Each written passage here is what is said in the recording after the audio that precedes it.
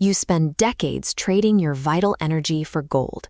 You build an estate, secure your assets, and fortify your life, only to watch others consume the harvest, leaving you to exit the earth exactly as naked as you arrived.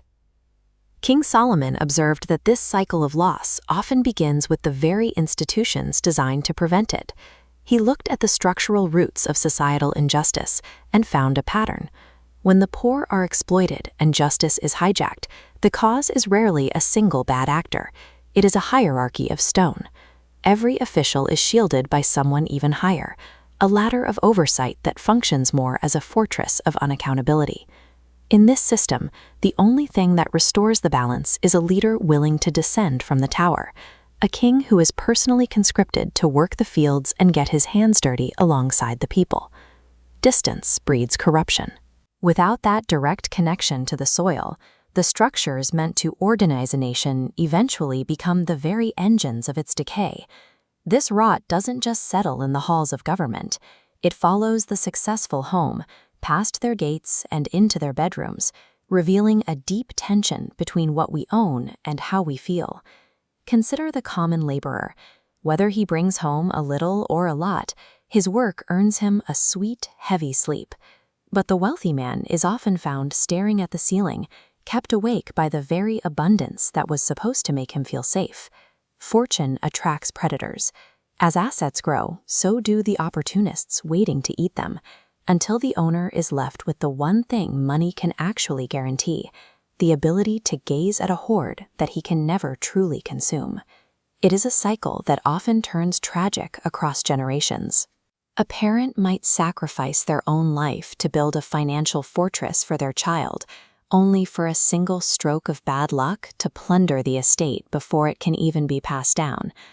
We arrive in this world with nothing in our hands, and we return to the earth in the same state. Not one coin from a lifetime of drudgery accompanies us into the silence.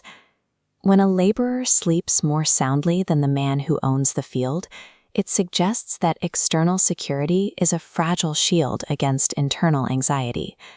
To counter this, Shlomo HaMelech offers a different orientation toward time, the ethics of fully inhabiting the present moment. Within these lines of Hebrew text, we find an instruction that sounds more like a permission to eat, drink, and enjoy the good aspects of your toil. It is framed not as an indulgence, but as a divine mandate for the duration of one's life. The actual capacity to enjoy what you have, to feel satisfaction rather than a hunger for more, is a gift independent of your net worth. It is a temperament granted by God, not a result of the amount you've hoarded. Our days are strictly numbered. Rejecting the blessings of the present to obsess over a future you cannot control is a rejection of the only lot you are guaranteed to possess. There is a specific kind of suffering that occurs when material abundance meets an inner void. Solomon observed people who possessed everything, wealth, honor, and a large family, yet lacked the one thing that gives those assets value. Because they are consumed by the fear that a stranger will eventually partake of their wealth, they cannot bring themselves to enjoy it now. They possess the gold, but they lack the permission from their own hearts to use it. Solomon describes this person as a dead man walking, an unburied corpse. They endure all the hassles and stresses of life, but because anxiety has hollowed them out, they are functionally dead to their own existence. In this state, the king argues that a stillborn child is better off.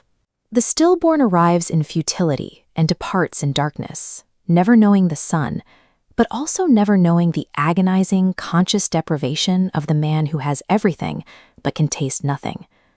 Living for 1,000 years is of no consequence if the moment is never perceived as good.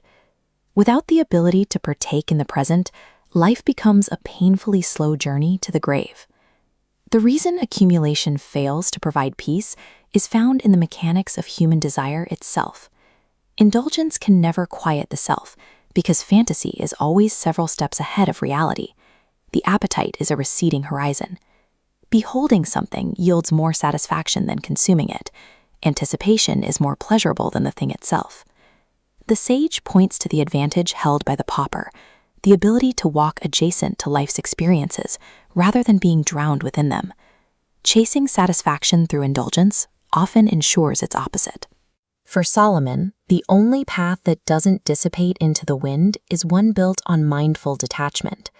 To reconcile these struggles, Solomon broadens the perspective, placing the individual life within the vastness of the cosmic order.